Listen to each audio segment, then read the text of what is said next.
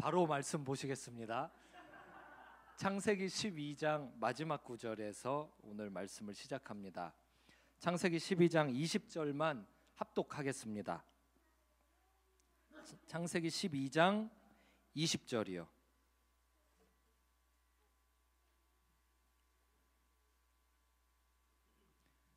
네, 읽겠습니다.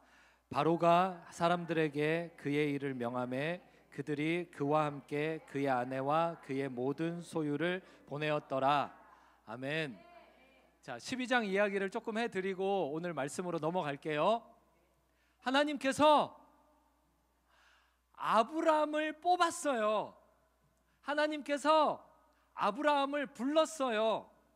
불렀던 내용이 너는 떠나, 너가 익숙한 곳을 떠나. 그래서 어디로 가요? 너에게 보여줄 땅으로 가야 돼. 그렇게 말했어요. 네, 우리 자녀들 들으라고. 네. 아니 그 방으로 들어갈 거야? 듣고 들어가지. 알았어. 그럼 그냥 얘기하도록 하겠습니다. 네. 그래서 떠났는데요. 순종한 곳에 도착했어요. 보여줄 땅으로 가라 그랬어요. 그래서 순종을 했단 말이에요. 근데 이게 어려운 일이에요. 혼자 간 것도 아니고 가족 다 데리고 갔어요. 여기서 말하는 가족은 아내 플러스 그 기업의 이 부하 직원들 다 데리고 간 거예요. 교회로 이야기하자면 우리 가족, 혈연 가족 플러스 영적 가족 전체 다 같이 간 거예요. 소명자가 말씀을 받은 거죠. 약속의 말씀을 받은 거예요. 주님이 떠나라 그래서 떠난 거죠. 어디로 가요? 그게 주소지가 딱 안 정해져 있는 거예요. 가는 곳이 보여줄 땅으로 가라는 거예요. 택시를 탔다고 가정해봐요. 기사님이 묻습니다. 어디로 가요? 보여줄 곳으로 갑시다. 그럼 이게 무슨 말인지 모르잖아요. 그럼 그게 무슨 말입니까? 일단 출발하세요. 가다가 제가 보여주는 땅이 있으면 정지하도록 하겠습니다. 그러면 택시기사가 내리라고 그러지 않겠냐고요. 어디를 간다는 말이에요. 이러다가 인천을 갈지 부산을 갈지 수원을 갈지 알 게 뭐예요? 그러니까 보여줄 땅으로 가라. 이걸 혼자 순종하기도 힘든데 영육간의 식구들이 모두 함께 순종했어요. 그리고 베델 상수리 나무 앞에 도착해서 같이 제사 드렸어요. 예배했다고요. 순종을 끝낸 거죠. 보여줄 곳에 도착을 해서 도장을 찍은 거예요. 예배를 드린 거예요. 근데 이상하죠? 기근이 왔어요. 기근이 오니까 순종이 조금 흔들리기 시작했어요. 기근이 왔을 때 점점 남방으로 옮겨갔다라고 기록되어 있는데 점점이라는 표현이 성경에 기록되어 있는 게 기가 막혀요. 우리는 순종을 하는데요. 불순종도 해요. 이 두 가지가 흙과 백처럼 딱 하나만 있으면 좋겠는데 회색 지역처럼요. 순종과 불순종이 함께 있는 존재들이에요. 그게 하나님이 뽑은 사람들이고요. 그게 소명자들이에요. 기적이 있는데 기적이 없는 게 아니에요. 있어요. 남들이 볼 때는 너무 훌륭해요. 그런데 그게 묘하게 섞여 있단 말이죠. 신앙과 불신앙이 섞여 있다고요. 순종과 불순종, 거룩과 세속이 섞여 있어요. 섞여 있을 때 이 순종을 했던 사람이 어떻게 하냐면 조금씩 믿음에서 순종해서 말씀에서 떠나서 내려가기 시작하는 거예요. 성경에는 분명히 기록되어 있어요. 점점 남방으로 옮겨갔더라. 남방이 어디냐면 먹을 게 많은 곳이에요. 남방이 이집트 땅인 것이죠. 이집트는 가면 갈수록 나일강에 가까워지면 가까울수록 나무 색깔이 다르고요. 열매의 크기와 종류와 양이 다릅니다. 점점 살만한 곳이에요. 주님께서 지시한 땅은 뭐냐면 보여줄 땅으로 가라. 이건 주소지가 정해져 있는 게 아니라 매일 믿음을 써야 갈 수 있는 목적지인 거죠. 매일 믿음으로 살아야 보이지 않는 곳을 보여주는 현장에서 매일 순종하는 걸음이 덧붙여지면서 도착을 하게 되는 거예요. 도착을 했어도 기근, 배고파지면요. 이건 아닌 것 같은 거예요. 무슨 뜻이냐면 이게 불순종의 시작이 어디서 오냐면 하나님의 말씀에 순종하는 것보다 더 중요한 게 생기는 것이 불순종의 시작이에요. 하나님의 말씀이 왜 중요하냐? 하나님이 하신 말씀이니까 중요한 거죠. 저 이 가디건이 저한테 소중해요. 장모님이 주셨어요. 제가 처가댁 가가지고 이거 멋진데요. 그러니까 아버지가 그랬어요. 장인어른이 내 거라고. 그래서 이거 명품이라고, 자기 거라고. 근데 제가 너무 멋있어요. 그랬더니 장모님이 집에 갈 때 이걸 주셨어요. 그래서 제가 이거 명품을 입고 다녀요. 이거는 제가 세탁기에 함부로 넣지도 않고요. 운동할 때 입지 않아요. 이건 이렇게 설교하러 어디 외부에 나올 때만 이렇게 입는, 저한테는 굉장히 소중한 옷이죠. 이게 뭐 소중할 게 뭐가 있어요? 장모님이 주셨으니까 소중한 거죠. 이걸 제가 주셨으면 소중하겠어요? 이걸 제가 돈 주고 샀으면 이 정도로 소중하진 않아요. 하나님의 말씀이 왜 소중하냐? 마찬가지예요. 하나님이 주셨으니까 소중한 거죠. 하나님이 보여줄 땅으로 가라. 그걸 내 아내가 얘기한 것도 아니고 내 남편이 얘기한 것도 아니고 친구, 선생, 누구 자녀들, 가족이 얘기한 게 아니잖아요. 성경 말씀 하나님이 주셨잖아요. 그러니까 소중한 거잖아요. 소중하니까 모든 어려움을 무릅쓰고 보여줄 땅에 도착을 한 거지 않습니까? 도착을 해서 너무 감동적이어서 거기서 예배를 드린 거 아니에요. 나는 없고 주님만 계십니다. 순종을 했더니 이런 기적이 일어났습니다. 이거 내비게이션도 없고 쿠팡도 없는데 여기를 도착하다니 놀랍습니다. 주님 찬양합니다. 주님이 하셨습니다. 근데 문제가 뭐가 생기냐면 하나님보다 소중한 것이 생기는 게 문제죠. 이게 없을 줄 알았는데요. 나도 모르게 하나님보다 소중한 내가 존재하더라는 거예요. 이거는 기근을 만나기 전에는 모르는 일이에요. 기근을 만나봐야 내가 순종을 했어도 순종을 한 게 100% 하나님 때문은 아닐 수도 있겠구나를 판단하고 파악을 할 수 있게 되는 거예요. 기근을 만나지 않았더라면 아브라함은 아마 그랬을 거예요. 나는 정말 멋진 하나님의 사람, 믿음의 조상이 될 만한 인간, 이렇게 순종을 해내다니 굉장하다. 주님 나를 축복하셨습니다. 여러분도 축복 받으세요. 이랬을 거예요. 근데 하나님이 기근을 허락하셨잖아요. 그래서 아브라함이 시험을 당하잖아요. 기근을 만났을 때 배고플 거 아닙니까? 저 같았으면 나 배고픈 것보다도 딸린 식솔들이 엄청 걱정됐을 거예요. 굉장히 어깨가 무거웠을 거예요. 어떻게든 책임을 져주고 싶었을 거예요. 그때 아브라함이 만약 하나님이 내 책임감보다 중요하다, 요것만 생각할 수 있었어도 그렇게 이집트로 안 갔습니다. 아브라함은 순종을 실패합니다. 여기서 알 수 있는 사실 또 하나는요, 순종은 완료가 아니라 현재 진행으로 계속 주님 오시는 날까지 해야 되는 일이에요. 우리가 순종해야 될 1번이 예수님을 믿는 것입니다. 예수님을 나의 구주, 나의 하나님으로 믿는 거예요. 예수님을 그리스도다라고 믿는 거예요. 그걸 순종을 과거의 어느 한 시점에 끝냈다, 그거 순종 실패자입니다. 순종은 매일 지속되어야 하는 일이에요. 아브라함이 순종 실패한 이유가 기근 때문인데, 기근이 뭐가 문제냐? 내가 배도 고프고 책임도 져야 되겠고, 배고픔과 책임감이 어느 순간 하나님의 말씀, 즉 하나님보다 커 보인 거예요. 하나님보다 커 보이는 것이 생기면 그걸 보고 신학 용어로 두 글자로 우상이라고 합니다. 우상이 생긴 거예요. 하나님은 보이지 않는 하나님, 우상도 보이지 않게 섬길 수 있어요. 보이지 않는 우상의 대상이 뭐냐? 나의 부패한 마음인 거예요. 예레미야 선지자가 얘기했던 나의 부패한 마음. 부패하면 이게 원래 뭐였는지 모르죠. 썩어서 물이 되면 그게 원래 호박이었는지 고기였는지 뭐였는지 된장이었는지 모르잖아요. 부패한 마음, 내 속에 뭐가 있는지 모르고 그걸 섬기는 거예요. 내가 섬기는지도 모르고 섬기는 거예요. 근데 핵심은 나예요. 나를 섬기는 거예요. 나만 몰라요. 내 주변 사람들은 나를 사랑하면 알아채기도 해요. 근데 대부분 모릅니다. 감춰진 거, 보이지 않는 거예요. 보이지 않는 우상을 세워서 섬기는데 그 핵심이 나라고요. 배고파. 배고프면 안 되지. 이 소명자가 왜 배가 고파? 배가 고픈 거는 견딜 수 없어. 그 생각 자체가 하나님의 말씀보다 배고픈 나를 더 소중하게 생각하는 거 아닙니까? 그럼 배고프면은 됩니까 안 됩니까? 안 되죠. 왜 안 됩니까? 굶어서 죽을 수 있잖아요. 배고프면 면역력이 떨어지잖아요. 봄인데 꽃가루 할 수 있잖아요. 힘들어요. 힘들면 안 되죠. 왜 안 되는데요? 힘들면 왜 안 되냐고요. 배가 고프면 왜 안 되고 면역력이 떨어지면 왜 안 되냐고요. 아니 그러다가 죽을 수도 있잖아요. 죽으면 왜 안 되냐고요.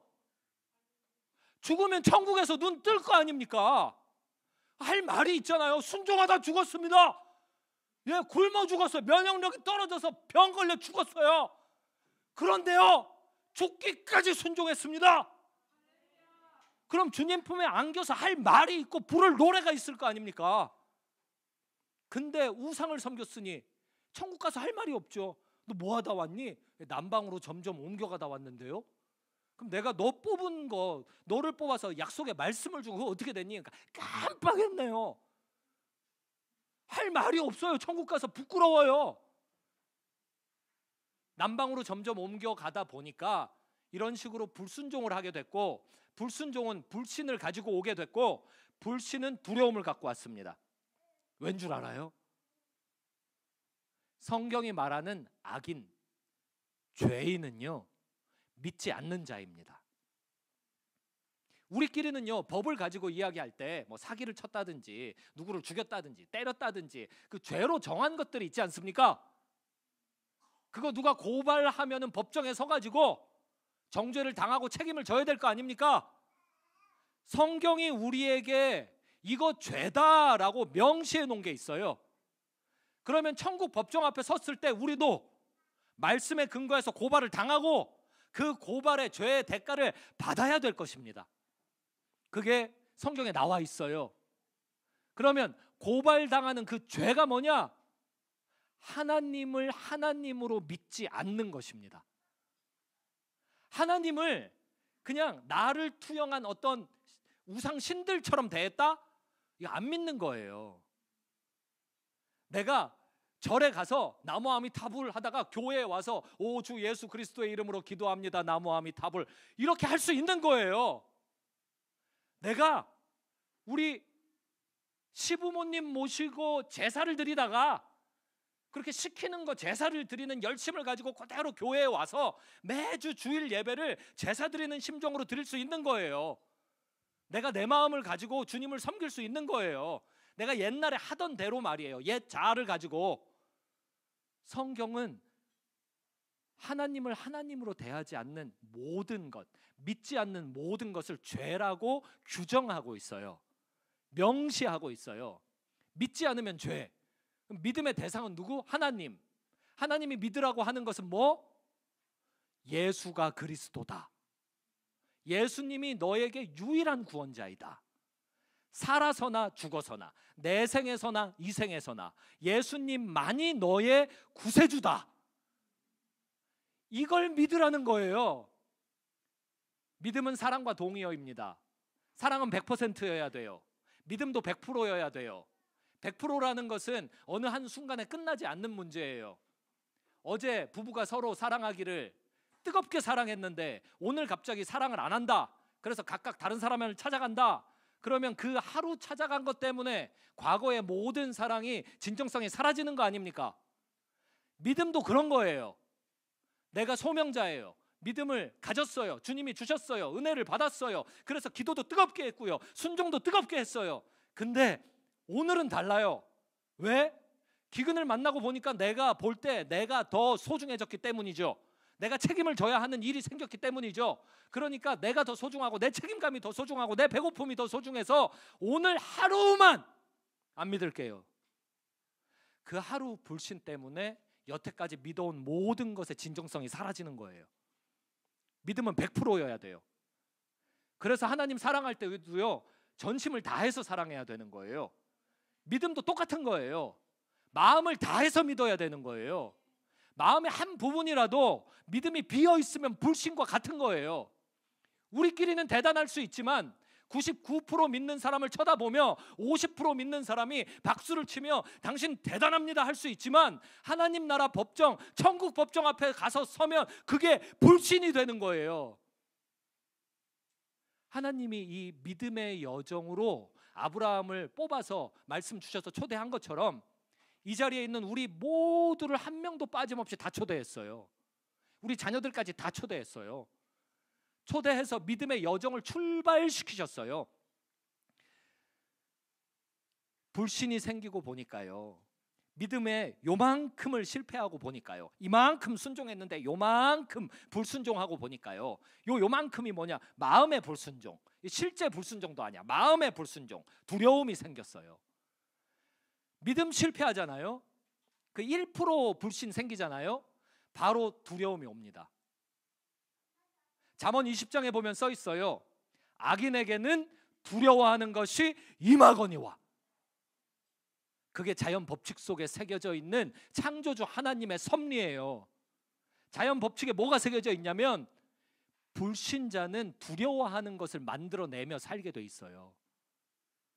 우리는 다 이 땅을 살면서 뭔가를 생산해요. 어떤 사람은 파괴적인 것들을 생산하지만 의인은 어떻게 하냐? 하나님과 마음이 일치되다 보니, 전심으로 믿으면 하나님과 마음이 일치돼요. 그 사람에겐 다른 게 필요 없어요. 그냥 마음에 원하는 대로 기도하고 살면 하나님의 뜻이 이루어져요. 소원하는 것이 이루어져요. 바라보잖아요. 그 땅이 내 거가 돼요. 내가 꿈을 꾸고 생각을 하잖아요. 생각하는 게 현실이 돼요. 그게 100% 믿는 자들이 받을, 생산해낼 일들이에요. 근데 불신자는, 믿음 1% 탈락한 자는 두려워하는 걸 만들어내면서 삽니다. 아브라함이 두려워한 건 뭐냐? 이 목숨 사라질까 봐 두려워한 거, 책임 못 질까 봐 두려워한 거, 아마 그걸 거예요. 그래서 책임을 지려고, 내가 우리 식솔들 책임을 지려고, 살리려고 뭘 하냐면 1단계는 먹을 거 많아 보이는 땅으로 주님의 말씀의 바깥에서 움직여서 점점 남방으로 옮겨갑니다. 그리고 또 뭐 하냐? 아니, 좀 더 가야 될 것 같은데, 더 가면 이집트에 도착을 하는데, 이집트 땅에 들어가면 그곳에는 세계 최강의 권력자가 사는데, 세계 최강의 권력자는 모든 도시, 모든 길목, 모든 집에 눈과 귀가 달려 있는데, 그러면 이 나라 문화상 내 아내를 빼앗아 갈 수 있다. 먼 미래에 그럴 수도 있다. 그 일은 생긴 일이 아니에요. 내가 두려움으로 고안해낸 내 생각이에요. 그래서 아내한테 거짓말을 시키잖아요. 내가 생각을 많이 해봤어. 살 길이 하나가 있어. 나도 살고 우리 식구들 다 사는 길이 하나 있어. 먹고 살면서도 우리 식구들이 다 같이 생존할 수 있는 길이 딱 하나야. 그게 네가 거짓말하는 거야. 내가 너에게 거짓말 아이디어를 줄게. 누가 만나가지고 둘이 무슨 관계야? 그러면 너 나의 누이라고 하자. 거짓말하자. 아내가 이걸 받아들입니다. 가만, 그때 사례가 몇 살이에요? 아는 분들은 아십니다. 노인증 나오고도 5년이나 지났어요. 65세예요. 가만, 혹시 주변에서 65세 중에 너무 예뻐서 막 너무 무섭은 느낌이 드는 그런 분 본 적 있어요? 65세는 관두고 60세 어때요? 60세. 내가 60세 누구를 봤는데, 와, 뭐 어떻게 저렇게, 야, 뭐 블랙핑크보다 예쁘더라, 본 적 있냐고요. 그럼 50세는 어때요? 50세. 40세는요? 아유, 목사님, 옛날과 지금이 다르지 않습니까? 아니에요. 그 당시 수명이 많이 살아야 120세였어요. 120세랑 요즘 100세, 이거를 가지고 한번 시간을 계산해 볼까요? 그래도 이거 완전 곧 할머니 되실 분이에요. 얼마나 예쁜 거예요 도대체. 이거를 신학자들이 연구를 많이 했어요. 그래서 누군가는 이렇게 얘기했어요. 그 문화적으로 그 당시에 이집트 땅에 외국인이 들어가면은 한 번씩 아내로 첩으로 삼으려고 하는 문화가 있었다더라. 근거가 없어요. 그냥 상상이에요. 또 누군가는 이렇게 이야기해요. 하나님이 주신 신비한 능력 가운데 소명자는 원래 예뻤다. 모세를 봐라. 그 잘생긴 걸 보고 숨겼지 않냐. 그리고 요셉 봐봐라. 너무 잘생겨갖고 막 유혹을 하지 않냐. 총각 들어와 그러지 않냐. 이게 외모 신학이라는 게 있어요. 근거가 없어요. 근거 없이 팩트만 가지고 얘기하면요, 그냥 무서운 겁니다. 진짜 예뻤다라고 보기보다는 65세라고 써 있잖아요. 지금으로 말하자면 50대 초중반이에요. 무서운 거예요. 왜 무섭냐? 다시 거꾸로 돌아가자면 믿음에서 실패를 하니까 무서워지는 거예요. 그럼 믿음 실패는 왜 했냐? 불순종이 시작되니까. 불순종을 많이 한 것도 아니고 시작하니까, 점점 하니까, 그러니까 진행된 거예요, 무서움이. 그래서 무서움을 끌어당깁니다. 믿을 때는 하나님의 나라를 끌어당기던 사람들, 천국 열쇠를 쥐락펴락하면서 온 세계를 내 마음대로 쥐락펴락하던 사람들이 믿음에서 탈락하면요, 무서워하는 것들을 현실로 계속 끌어당기면서 사는 거예요. 그래서 뭘 했냐? 결국 팔잖아요. 팔았더니 어떻게 됐냐? 부자가 됐죠. 그래서 부자가 돼서 편했습니까? 왕한테 받은 신부값이에요. 양떼와 소떼, 그 가축들 거기서 다 받았어요. 금은 폐물들 왕으로부터 받았어요. 혹시 이 중에 미국 대통령과 사돈 맺겠습니다 그러는 사람이 있다면 그 사람은 어떤 부를 축적하게 될까요? 근데 이 당시 바로 왕은 미국 대통령보다 더 권력자, 더 부자예요. 사돈 관계가 됐어요. 얼마나 부자가 된 겁니까 지금? 그 사람의 말이 곧 법인데, 그 사람이 곧 신인데, 그 사람의 가족이 됐어요. 아무리 첩이라도 가족이 된 거예요. 얼마나 부자예요. 그래서 두 다리 쭉 뻗고 잤어요. 그래서 행복했어요. 그래서 순종 어떻게 된 건데요? 하나님의 소명 어떻게 됐는데요? 이제는 모를 일이 돼버린 거죠. 불순종이 시작하면 그때부터는 모든 게 꼬이기 시작해요. 하나님은 가만 계셨냐? 하나님이 역사하셨어요. 근데 여기가 좀 이상한 포인트예요. 우리 상식적으로는요, 하나님의 뽑은 사람이고 하나님이 은혜 주고 축복한 사람이니까 하나님이 가서 아브라함 멱살을 붙들어야 될 거 아닙니까? 아니 그럴 것까지 뭐 있나요? 죽이면 그만인데 뭐 그렇게 막 설득하고 뭐 설명하고 네가 잘했네 잘못했네 뭐 설명을 합니까? 창조주 하나님과 그 죄인 뽑힌 인간하고 그렇게 가까운 사이 아니잖아요. 가서 그냥 쥐도 새도 모르게 아브라함 몰살 시켜버리고 거기 받은 은금 폐물을 다 녹여서 산에 뿌려버리고, 그리고 이집트 왕, 이집트를 그냥 없애버리면, 판 묻어버리면 되잖아요. 근데 하나님 어떻게 하셨어요? 이집트 왕을 찾아가잖아요. 그래서 재앙을 내리셨잖아요. 무슨 재앙인지 성경에 기록되어 있지 않죠? 근데 아브라함과 이집트 왕과의 요 관계가 그대로 출애굽기에 같은 모형으로 등장하는 걸 미루어 짐작컨대 아마 악독이파 그 10가지 재앙 그게 있었을 거예요.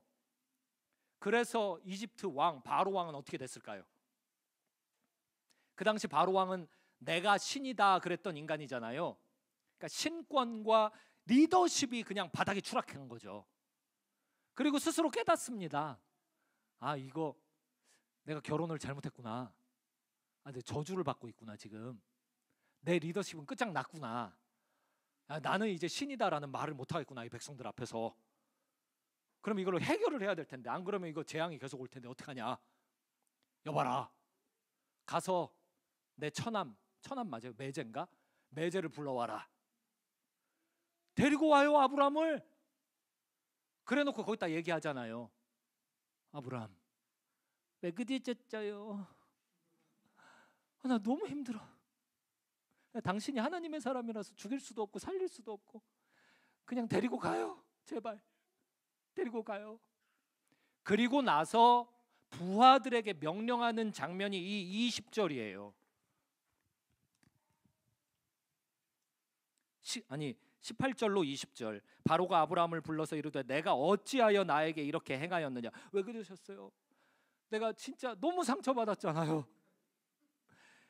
왜 나한테 거짓말 쳐가지고, 나는 하나님 믿지도 않는데, 난 불신자인데, 불신자가 이렇게 믿는 자에게, 믿는 자도 그냥 믿는 자가 아니고 소명자 중에 소명자, 믿음의 조상한테 내가 이렇게 억울하게 당해. 어디 가서 말할 수도 없고 내가 입만 뻥끗 잘못했다가는 하나님의 권력에 짓눌려 어떻게 죽을지 모르고. 왜 그러셨어요? 19절. 내 아내가 여기 있으니 이제 데려가라 하고. 근데 왕은 데려가라 했지만 그걸 지켜보고 있는 부하들은 가만히 있겠습니까? 여당과 야당이 나눠져 있었을 텐데 그 당시에도 왕 편이 있었을 거 아니에요.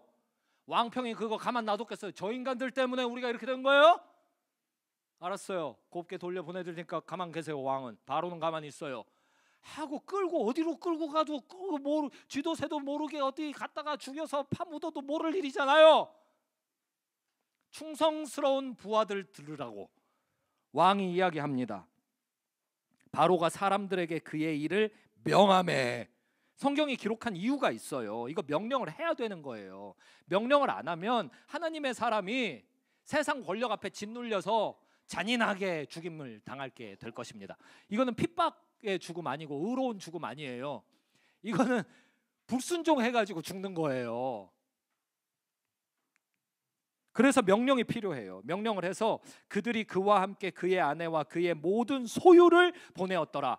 아내만 살려보내는 게 아니고요. 소유, 아내 값으로 줬던 거 그거 되찾아야 정상이에요. 법적으로는 그 뱉어야 돼요. 근데 안 받아요. 안 받는 이유가 뭔지 맥락상 짐작이 되시죠? 이 관계를 끊어야 되는 겁니다. 내가 받아야 될 것만 딱 받으면 관계가 안 끊어지는 거예요.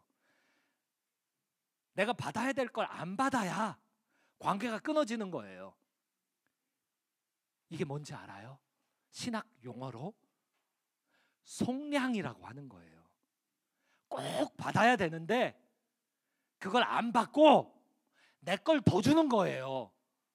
그게 속량이에요. 속량은 명령으로 진행이 돼요. 명령은 왕의 명령으로만 진행이 되는 거예요. 속량은. 속량이 없으면, 왕의 속량, 왕의 명령하에 속량이 없으면 죄인은 부하 직원들에 의해서 잔인하게 죽임 당해야 돼요. 심판 받아야 되는 거예요. 그리고 나서 어떻게 되냐? 창세기 13장으로 넘어갑니다. 1절 다 같이 읽습니다. 시작. 아브라함이 애굽에서 그와 그의 아내와 모든 소유와 롯과 함께 네겝으로 올라가니. 이 위에는 뭐라고 써 있냐면 점점 남방으로 옮겨갔더라. 내려갔다라고 원문에 써 있어요. 근데 1절 보니까 네겝으로 어떻게 했다고요? 올라가는 거예요. 우리 이 자리에 엘리베이터를 타고 많이 올라왔어요. 우리 나중에 지금 가는 이 철로 역정이 끝나는 순간에 천국에 도달하겠죠. 그런 의미에서 천국으로 올라가고 있어요. 우리는 내려가기도 하고 올라가기도 합니다. 불신하면 내려가는 거고요. 믿으면 올라가는 거예요. 내려가는 거는 누가 하냐? 내가 하는 거예요. 그러면 내가 그냥 하냐? 아니에요. 내 최선을 다해서 내려가는 거예요. 그렇잖아요. 기근을 어떻게 해결해? 이거 믿음 가지고 안 되잖아요. 믿음은 뭐냐면 거기 대기해야 되는 거잖아요. 대기하면 기근을 어떻게 해결하겠다는 거예요? 그냥 하늘만 바라보겠다는 거예요? 보여줄 땅으로 가라. 그 이상의 명령이 없으셨잖아요. 그럼 그 이상의 명령을 내가 최선을 다해서 지금 메꾸고 있는 거지 않습니까? 그래서 메꾼 결과가 뭐냐면 내려갔더라잖아요. 믿음의 반대편에는 항상 자기 최선이 이런 식으로 있는 겁니다. 믿음의 최선이 있어요. 근데 믿음의 최선과 불신으로 옮겨갔을 때의 나의 최선은 달라요. 내가 최선을 다해서 불신을 실행을 하는 최선이 있어요. 그 최선 중에 거짓말도 만들어내는 거고요. 그 최선 중에 거짓말을 현실화하는 거고요. 그 최선을 가지고 왕의 친척도 되는 거고 부도 이루는 거예요. 내 최선, 내려가는 거 최선, 내가 나를 파괴하는 최선, 그걸 본인이 모르는 최선. 근데 올라가는 거 있잖아요. 올라가는 것은 누가 하십니까? 아멘.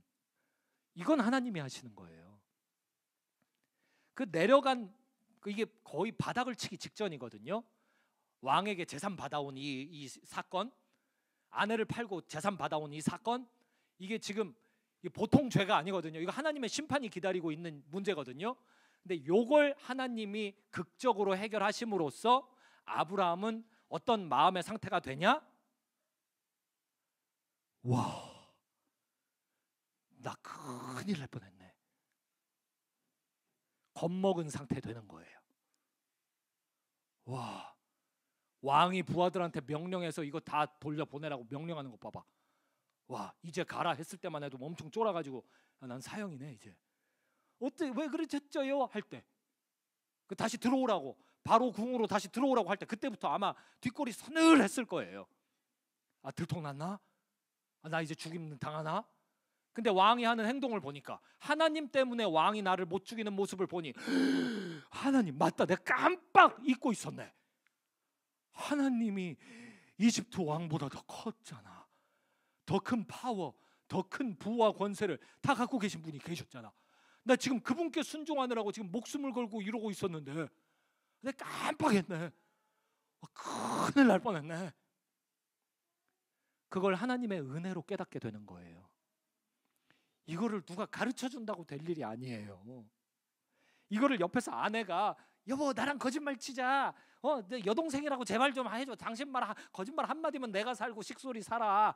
그러면 아내가 그 말 한마디 해줬을 수도 있잖아요. 성경에 기록이 돼 있을 수도 있잖아요. 정신을 차려 이 남편아, 당신이 이러고도 소명자입니까? 당신이 이러고도 믿음의 조상 축복의 통로입니까? 그냥 여기서 죽는 한이 있어도 순종 같이 하십시다. 나는 각오가 돼 있습니다. 이게 적혀 있을 법 하잖아요. 근데 안 적혀 있어요. 그 일은 하나님이 하시는 거예요. 모세도 그러잖아요. 피난편이 되는 순간까지도 아들 할례 안 주고 계속 버팅기다가 결국은 아내가 극적인 순간에 나가서 남편의 앞에 무릎을 꿇고 하나님을 등지고 피난편입니다. 그 전에 기록될 법 하잖아요. 모세 웃기네. 80이 되도록 처가살이를 하고 지 재산도 없는 주제에 무슨 200만 명, 그럴 바에는 아들 할례나 한번 줘 보시지. 이런 게 성경에 기록돼 있을 법 하잖아요. 없잖아요, 그런 기록이. 소명자에게 그런 돌이키는 일, 내려가다가 이걸 꺾어서 올라가게 만드는 일은 하나님만 하시는 거예요. 그러니까 하나님이 해 주셔야 올라가는 일이 가능하게 되는 거예요. 그러면 이 소명자가 올라가서 뭐 했는지 볼까요? 2절 같이 읽습니다. 시작. 아브라함에게 가축과 은과 금이 풍부하였더라. 3절 읽습니다. 시작. 그가 네게부에서부터 길을 떠나 베델에 이르며 베델과 아이 사이 곧 전에 장막 쳤던 곳에 이르니. 4절 함께 시작. 그가 처음으로 제단을 쌓은 곳이라.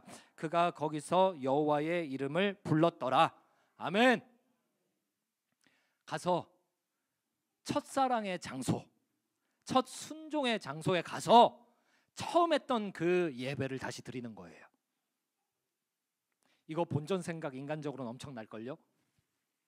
아, 내가 이러려고 이렇게까지 고생 순종했나? 다시 처음부터 시작하려고? 그런 생각이 이 아브라함한테 없습니다. 아유, 살았다. 우와, 우리 하나님은 크신 분, 우리 하나님은 왕보다 크신 분. 나 진짜 큰일 날 뻔했다. 왕한테 고문받고 죽임 당하는 것보다 더 큰 문제가 생길 뻔했다. 진짜 살았다. 와, 주님 감사합니다. 예배합니다. 근데 이 일을요, 첫 사랑의 장소로 가서 하는 겁니다. 처음부터 시작하는 거예요. 내가 어제까지 믿음을 99% 쌓아왔어요. 믿음 위에 믿음, 믿음 위에 믿음, 믿음 위에 믿음, 믿음 위에 믿음, 믿음 위에 믿음, 믿음. 내가 신앙생활을 1년을 하고 10년을 하고 20년을 하고 40년을 하고 80년까지 없겠군요. 내가 계속 믿음 위에 믿음, 믿음 위에 믿음 해가지고요, 여기까지 왔는데 갑자기 내가 어느 날부터 스스로에게 속아서 내려갔더라, 불순종했더라 깨닫고 나서 하나님이 은혜를 주셔서 내려가는 마음으로 올라가서 처음부터 다시 믿음 위에 믿음, 믿음이 내가 이걸 한다고? 처음부터 다시? 내가 처음부터 다시 새벽기도 한다고? 내가 처음부터 다시 말씀 성경 통독 처음부터 한다고? 내가 어제까지 예수님 한 번도 안 믿다가 오늘 처음 믿기 시작한 사람처럼 오늘 다시 내가 복음을 귀 기울여서 듣는다고?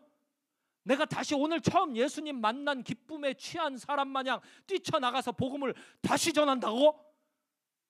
내가 그 막내 때 하던 일을 처음부터 다시 한다고? 네, 아멘. 아멘입니다. 처음부터 다시 하는 거예요.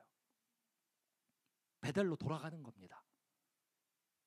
그게 하나님께서 은혜 주셔서 다시 올라오게 만들어 주셨을 때 해야 되는 믿음의 일입니다. 그래서 생각해 봤어요. 아, 이거 남 이야기가 아닌데, 우리 이야기인데, 내 이야기고 우리 이야기인데, 그러면 우리한테 첫사랑의 장소는 어딜까? 각자 다 다를 거 아닙니까? 다 다를 거더라고요. 첫사랑의 그 장소가. 어떤 사람은 교회에서, 어떤 사람은 수련회에서, 어떤 사람은 누가 가족이 전도해서, 뭐 여러 이유가 있을 거예요. 첫사랑의 장소가 다를 겁니다. 방식이 다를 거예요. 기도하다가, 말씀 보다가, 전도의 말씀 듣다가, 설교 듣다가, 뭐 다를 거예요. 찬양하다가. 그러나 우리 모두에게 공통 분모가 있죠. 첫사랑의 장소의 공통 분모.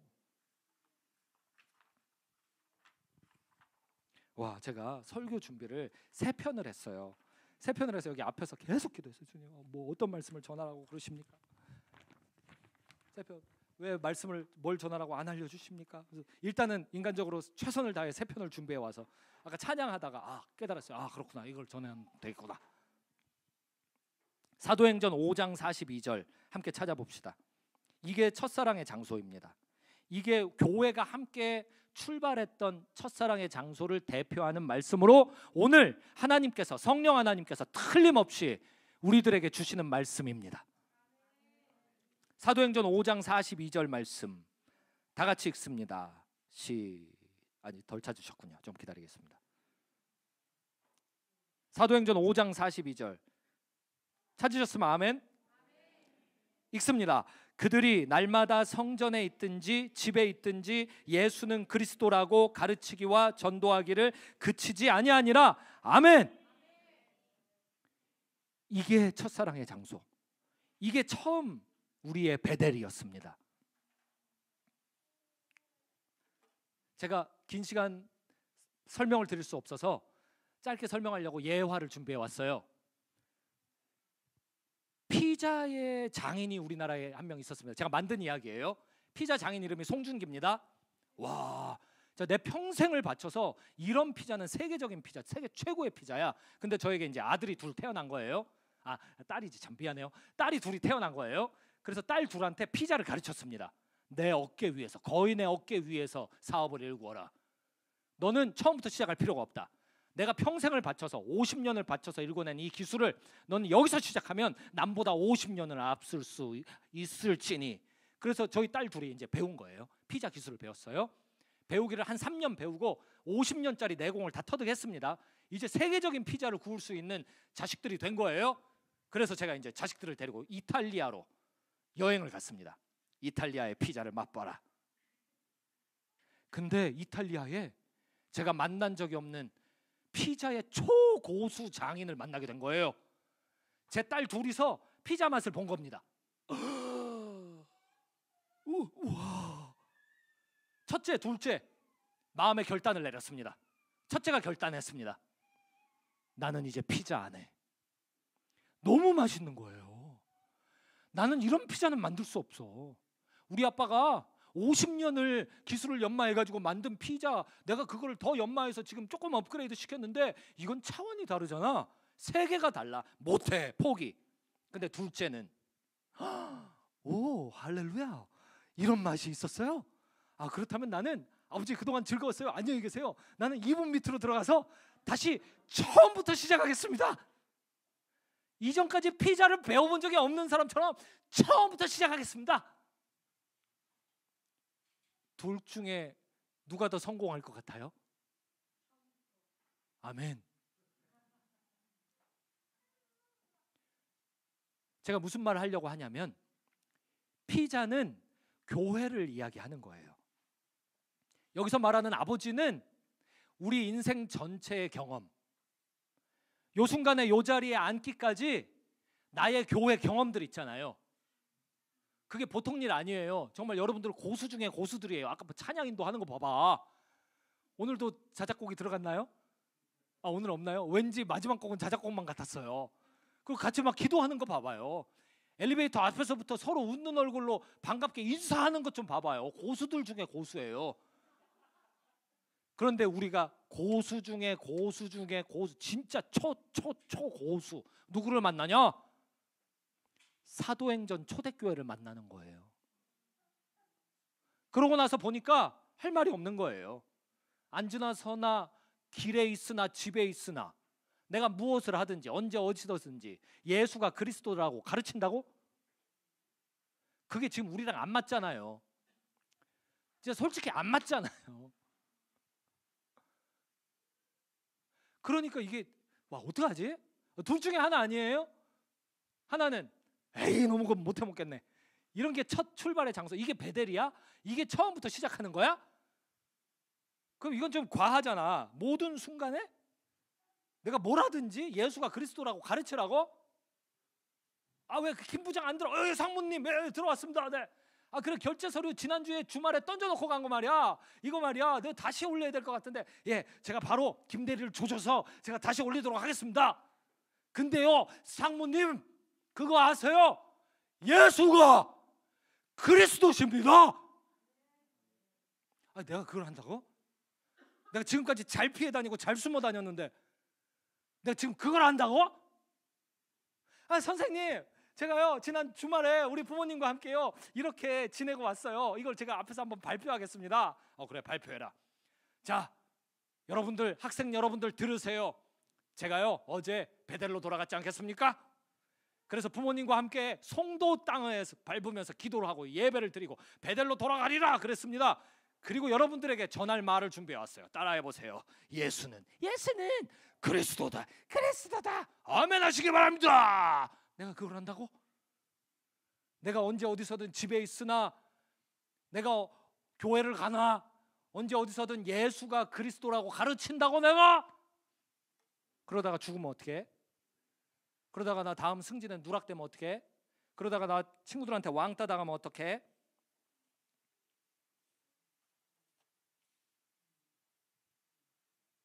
사도행전 4장 12절 다른 이로서는 구원을 받을 수 없나니 천하 사람 중에 구원을 받을 만한 다른 이름을 우리에게 주신 일이 없음이라. 다른 길이 있으면 고민해도 돼요. 지옥 안 가고 천국 갈 다른 길이 있으면. 사도행전 2장 36절 그런즉 이스라엘 온 집은 확실히 알지니 너희가 십자가에 못 박은 이 예수를 하나님이 주와 그리스도가 되게 하셨느니라. 만약 하나님이 예수님을 우리의 구원자 즉 그리스도로 만들지 않으셨다? 그렇다면 걱정해도 돼요. 사도행전 9장 22절 사울은 힘을 더 얻어 예수를 그리스도라 증언하여 다메섹에 사는 유대인들을 당혹하게 하니라. 만약에 우리의 선배들이 초대교회에서 다른 일을 했다면 고민을 해도 돼요. 사도행전 18장 5절 실라와 디모데가 마게도냐로부터 내려오매 바울이 하나님의 말씀에 붙잡혀 유대인들에게 예수는 그리스도다 라고 밝히 증언하였더니 만약에 우리의 선배 사역자들이 사역 내용이 예수가 그리스도다 이거 외에 딴 게 있었다면 그렇다면 고민해도 돼요. 사도행전 17장 3절 끝부분 내가 너희에게 전하는 이 예수가 곧 그리스도다라고 하니라. 바울이 이거 목숨 걸고 한 이야기예요. 이 말을 한 번 더 하면 죽을 수도 있어요. 근데 죽는 그 자리 심판의 현장에 가서 그 앞에 가가지고 사형시킬 수 있는 재판관들 앞에서 예수가 그리스도입니다 이걸 얘기하는 거예요. 요한복음 20장 31절 오직 이것을 기록함은 너희로 예수께서 하나님의 아들 그리스도이심을 믿게 하려 함이요. 만약에 사복음서의 기록 목적이 예수가 그리스도이시다라고 믿게 하려 합니다라고 기록되어 있지 않다면 그러면 예수가 그리스도다라고 모든 삶의 현장에서 전하고 가르쳐 지키게 하기를 망설여도 돼요. 고린도후서 4장 5절 우리는 우리를 전파하는 것이 아니라 오직 그리스도 예수의 주 되신 것과 또 예수를 위하여 우리가 너희의 종된 것을 전파함이라. 아멘.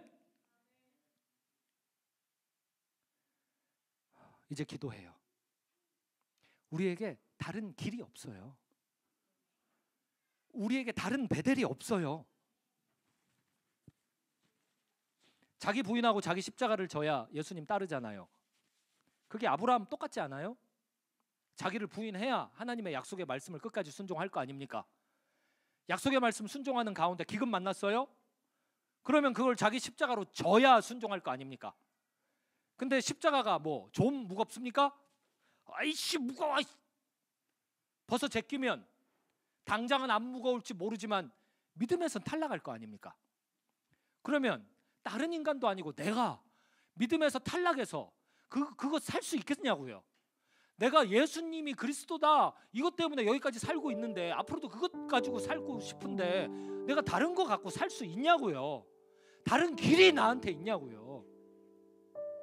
그래서 베델로 돌아가서 주님이 은혜를 주시고 오늘도 또 말씀을 주셔서 그렇지 내가 순종하다가 그렇지 내가 기근 만나서 불순종할 때도 있었지. 그래 내가 아내를 팔듯이 내가 소중한 약속의 말씀 속에 있는 것들 축복들을 내가 팔아먹은 적도 있었지. 그럼 어떻게 하나? 살려주셨네. 다시 살려주셨네. 그럼 어떻게 하나? 올라가야 되겠네. 올라가서 어떻게 해야 되나? 다시 처음으로 돌아가야 되겠네. 그럼 처음으로 돌아가면 뭐가 있나? 예수가 그리스도다. 그러면 기도 제목이 뭐 결판이 났네요. 예수가 그리스도다라고 믿게 하시고 전하게 하소서. 그거 결판 났네요. 오늘은 그 기도를 하시자고요. 이제 한 주를 눈앞에다가 쫙 그려 놓으시고 한 주, 내일부터 시작되는 이 한 주를 향하여 예수님이 너의 구원자셔. 이 생과 내 생의 구원자셔. 예수님밖에 없는 거야. 날 봐. 나 예수님 때문에 이 일을 하는 거고 내가 예수님 때문에 너랑 같이 점심도 먹고 차도 마시고 하는 거고 예수님이 구원자야. 예수님이 그리스도야. 내가 그렇게 증거하는 한 주가 되기를 기대하시기 바랍니다. 절대 오해 없으시기 바래요. 이거는 나의 최선으로 될 일이 아닙니다. 이거 주님께 맡겨야 되는 일입니다. 주님, 내가 그런 한 주를 보낼 수 있도록 역사해 주세요. 우리 교회에 역사해 주세요. 우리 교회가 삶의 모든 현장에서 예수가 그리스도다라고 가르치기를 정말 한국 교회 어떤 교회보다 앞서는 교회 되게 해주세요. 정말 예수가 그리스도다 이거를 믿기를 목숨을 걸고 믿는 교회 되게 해주세요. 우리 그렇게 주여 3번 부르고 기도하시겠습니다.